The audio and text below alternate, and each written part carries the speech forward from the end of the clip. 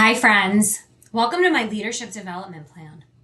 I'm Daniella Platt. I love decoding what makes people tick and shop. I also love helping people achieve consistently. I always thought that leadership was something you earned through performance. You work harder, you deliver more. This challenged me over the last few weeks together to go deeper. What I'm sharing today is a fresh personal leadership philosophy, how my leadership has evolved in our time together from instinct to structure, intentional structure. All right, let's get into it. Leadership starts with understanding people and creating a system that allows others to grow. But is that enough? Without structure, can performance be consistent? What surprised me on this journey is not just my discovery of my new leadership philosophy. It's that I was open to going deeper into leadership structures because I knew that with intention, I can create better outcomes, not just for me, but for all around me. Before I get into all of our frameworks, I want to share some of the foundations of where my leadership comes from. I mean, don't we all have people in our lives whose behavior, they become this blueprint, a model for us before we even realize it? Well, in my family, we have a phrase, what would Elliot do? Elliot represents doing what's right, not what's easy, and he had amazing discipline to keep going without needing any recognition whatsoever. He called his philosophy high achieving happiness, and that became my baseline. I now interpret his style as authentic leadership with an internalized moral perspective. And then there's George. I experienced a completely different kind of truth with George Rudis. He was the founder of Not Your Daughter's Jeans. Maybe you also remember Jean St. Germain. George, what a presence. He had so much va va va boom anytime he walked into a room. George could walk into a room and challenge you directly, and somehow you still felt supported. What I now understand is his leadership is contingency leadership, a space that you don't have to be anything other than who you are and he's going to meet you there. He's going to push you forward where you're at. So now I'm looking at Elliot and I'm thinking about George, and together these two revealed how I've led in the past. But now I also want to think, how can I evolve to lead with accountability and structure intentionally in the future? Let's get into the evolution. Let's get into the evolution and my personal growth story. We're going to start off with my personal growth reflections. I'm going to share some leadership knowledge and skills, my leadership vision, and my leadership development plan of the future. To start off with, who am I as a leader? I had to dig into that.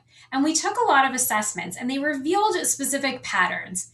To share just four of the many we looked at, the emotional intelligence confirmed that I lead with a strong sense of awareness, but I can grow in managing tension. Cultural intelligence showed that I lead with curiosity. A locus of control showed powerful sense of ownership, yet I can use support to create scalable systems to beat the overwhelm.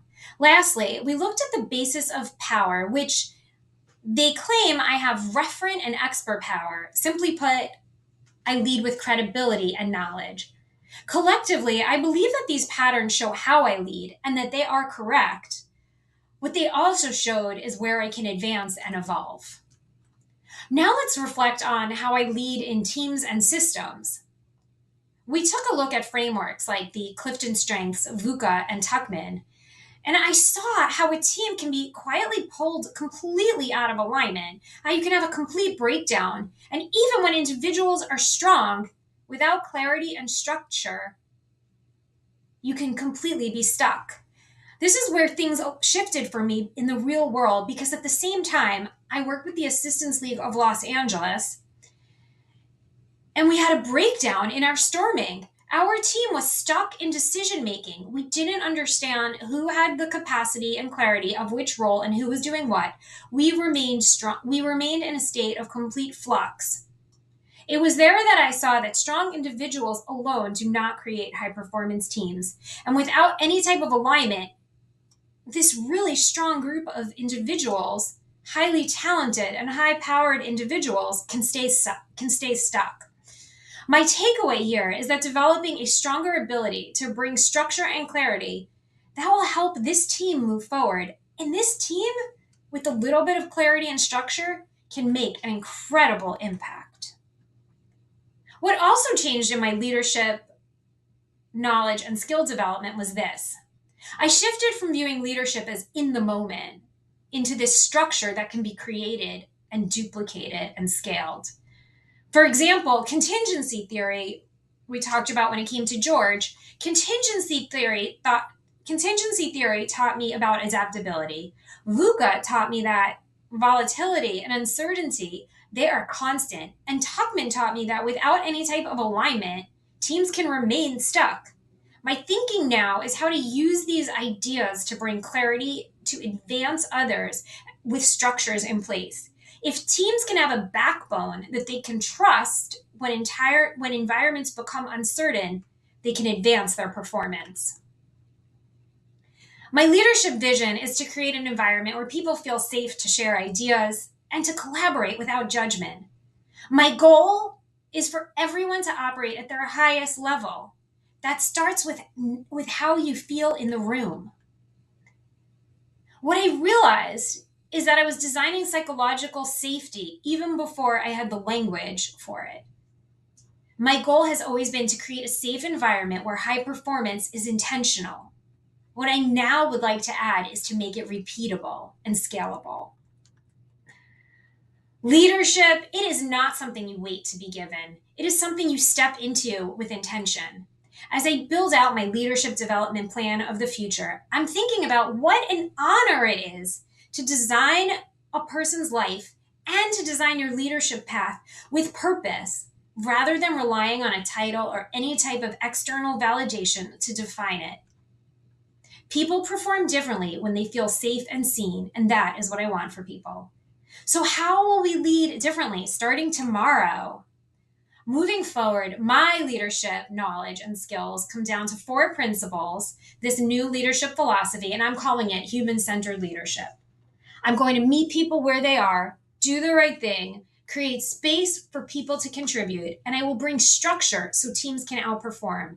This human-centered leadership, if you want to give it the names, it's going to be hinged on contingency leadership, authentic leadership, psychological safety, and high-performance teams in alignment with structure. To make this even more actionable, I'm going to pull in the SMART framework, and not just for an exercise, but as a real leadership structure. Let's move us forward. Specifically, I want to apply human-centered leadership across corporate and community environments. I want to be able to measure the success through stronger communication and performance. I want to be able to do this knowing that I'm working in my area of expertise and refining it, therefore it will be achievable. What matters is that leadership, this style, it becomes repeatable to really help maximize myself and for others to grow, not just dependent on my instincts, but my overall ability to make an impact. And I will continue to refine this, whether it's quarterly, weekly. My intention is to continually build and grow. So, how will I lead differently starting tomorrow? What is my philosophy towards leadership and how has it shifted? To conclude, I have 3 takeaways that I'd like to carry forward. First, leadership beyond instinct. That comes down to intention. I want to make sure that my leadership is in position to advance people's growth and people are at the ability to perform at their highest self.